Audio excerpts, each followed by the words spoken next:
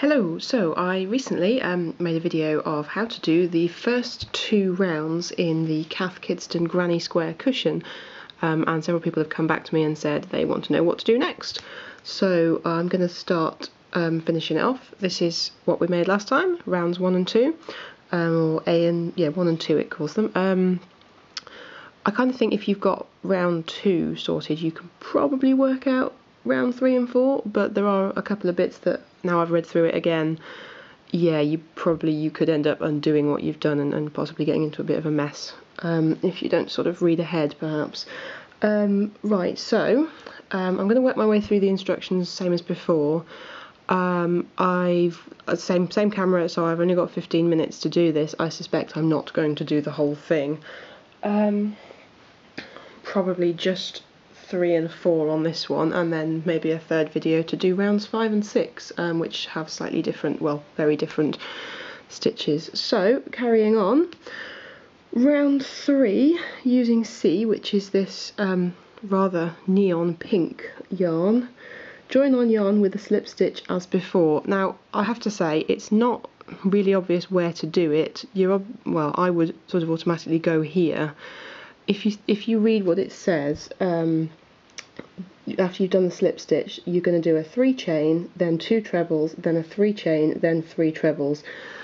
That's a corner, so doing it here isn't going to work. You're going to have to do it here. I don't know if it's obvious why not, but it will become apparent hopefully when we get going. Okay, so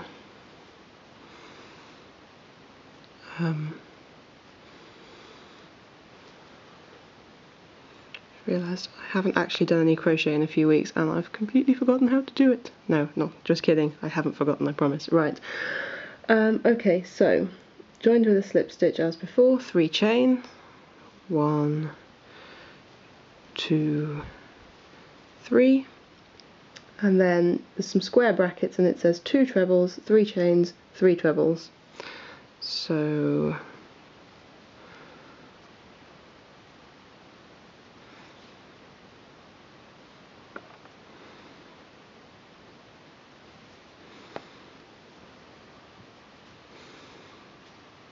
okay, that's our 2 trebles, 1, 2, 3 chain, and that's 1,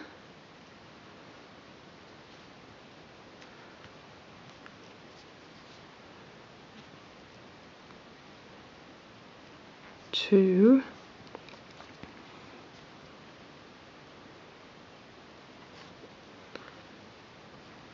3. Okay, so we've gone around the corner. Do you see why that has to be the corner? Because if you had that 3 chain, if you'd started here, you'd kind of have a point sticking out of the middle of your side, which might be good if you were making a star, but not if you're making a square. So going back to the instructions, we've done our 2 treble, 3 chain, 3 treble into the same space as the slip stitch. You then have to do 1 chain, there's our 1 chain, 3 treble into the next 1 chain space, so that's here. So we'll do 3 trebles, 1, 2,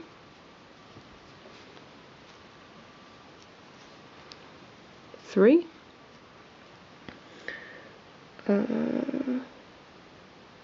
then 1 chain,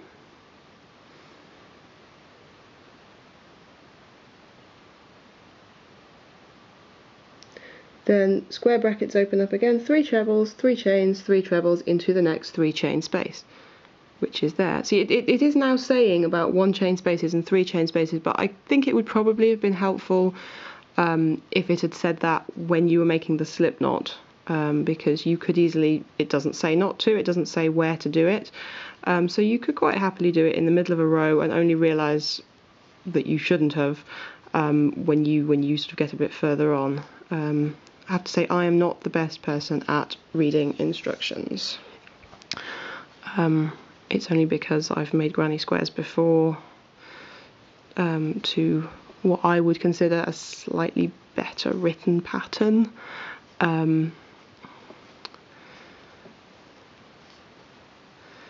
That I kind of could see it coming and work out what to do. Okay, so there's our 3, then our 3, then our 3. You can see we've now got 2 corners with a side. Right, next 3 chain space, and then repeat from the star twice more. The star was that 1 chain, so we want 3 in here. I'm hoping the camera is slightly better this time, because in terms of you being able to see what's going on, because I've actually managed to find a tripod for it. Last time it was just propped up on a couple of books, which is perhaps not the best. Okay, then do a 1 chain. When you do the back of the cushion, you'll notice if you look at the pictures, it is one ginormous granny square. I almost think it might be better to do the back first, because then you'd really get into the idea of exactly what one of these squares is. It really is just blocks of 3 trebles and then a chain, 3 trebles and then a chain, and then when you get to the corners it's 3 trebles, a chain of 1, 2, 3, and then 3 trebles again. It starts becoming sort of really rhythmic when you get bigger. It's only when you're starting off and you're doing the middle that you have to keep thinking, what am I doing, what am I doing? And once it starts becoming a big square, it starts settling down a bit. Okay. So now we're round, we've done a 1 chain, we'll do another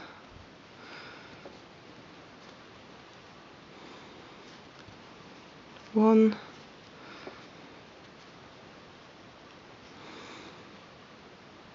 2, 3, and a 1 chain, and then a...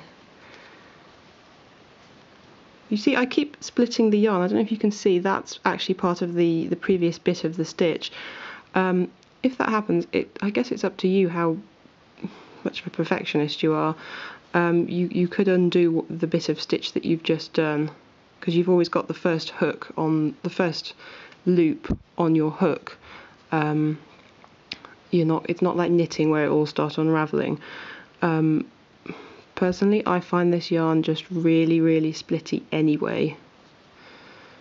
Oh, in fact, I am going to undo that stitch because I was too busy talking and not paying attention to what I was doing. So we'll have another go at that one. And I found, yeah, as I was saying, I found it really splitty, and if I was to undo every time it split, it would have taken me weeks. 1,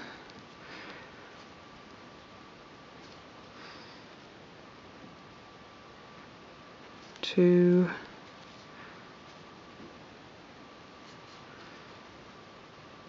3, 1 chain. Now which is the last bit of it? Yeah, okay, so that's the end of it, yeah. So it's 1 chain, 3 trebles into the next 1 chain space. So this is this last one here.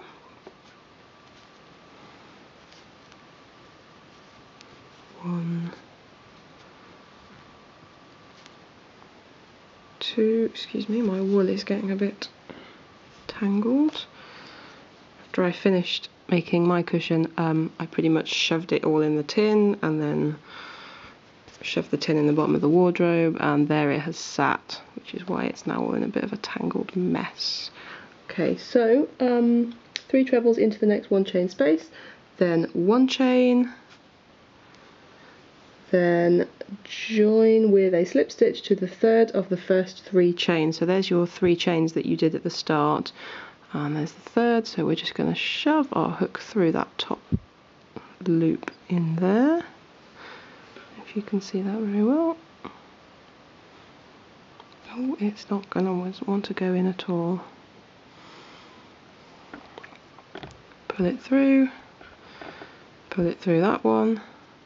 Oh, my hook's come out, but never mind. Okay, so now we've done round number 3. I'm conscious that's actually taken 10 minutes. If I do round number 4, we could be here all night. So I'm sort of unsure if maybe I should anyway, but yeah, it actually took me quite a surprising amount of time to process these when I did them the video when I did it last time. So what I think I will do is do round 4 offline, as it were, just so I can do it a bit quicker. Hopefully that's sort of obvious where you're going now. You start on one of these middle holes, 3 chain, then 2 trebles, and then you're off. If you're doing, actually no, sorry, you start on the corner, don't you? To be honest, it doesn't matter where you start, as long as you remember when you have a block of 3 along the side, it's followed by a 1 chain. When you have a block of 3 at the corner, you have a 3 chain, so you've got enough stitches to make up a bend. And then you do 3 more, then a 1 chain, and 3 more, then a 1 chain, 3 more, then a 3 chain, until you get all the way around. So round 4 would just be the same, but using the cream yarn, D I think they call it. I personally would probably start here, just so I can cover over this before I get all the way around. And yeah, do a 3 chain, then a 2, then a 2 trebles, I mean, then 1 chain, 3 trebles, etc., etc., all the way around. I really hope that's clear. I shall go away and do round 4, and I shall be back for probably not rounds 5 and 6, because that could take some time, and it really is just the same stitch over and over again. But I shall be back for round 5.